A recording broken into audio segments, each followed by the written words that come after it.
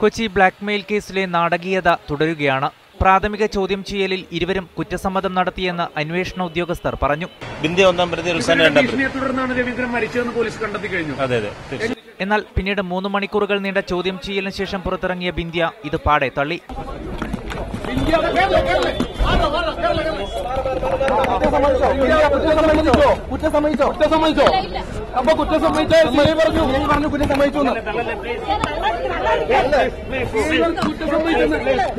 ഞങ്ങൾ കുറ്റം ചെയ്തിട്ടില്ല, ഞങ്ങൾ സമ്മതിച്ചിട്ടില്ല.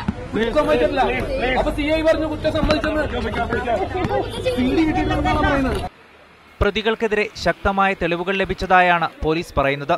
രവീന്ദ്രനെ ബ്ലാക്ക്മെയിൽ ചെയ്യാൻ ഉപയോഗിച്ച CD, ഫോൺ സംഭാഷണങ്ങളുടെ പകർപ്പ് എന്നിവ ഇതിൽപ്പെടും. വെഞ്ഞാറമൂട് സ്വദേശി രവീന്ദ്രന്റെ മരണവുമായി ബന്ധപ്പെട്ട് ആത്മഹത്യാ പ്രേരണ കുറ്റമാണ് ഇരുവർക്കുമെതിരെ ചുമത്തിയിരിക്കുന്നത്. ഇതിൽ ബിന്ധ്യയും റുക്സാനയും 1ഉം 2ഉം പ്രതികളാണ്. പ്രജിൽ, അഡ്വക്കേറ്റ് സനൽ, ജയചന്ദ്രൻ എന്നിവരാണ് മറ്റു പ്രതികൾ.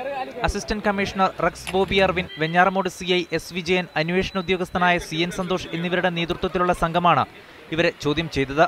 അമ്മമാരുടെ സാന്നിധ്യത്തിൽ അറസ്റ്റ് രേഖപ്പെടുത്തിയ ബിന്ധ്യയെയും റുക്സാനയെയും കൂടുതൽ ചോദ്യം ചെയ്യാനായി വെഞ്ഞാറമൂടിലേക്ക് കൊണ്ടുപോയി. മീഡിയ 1 കൊച്ചി.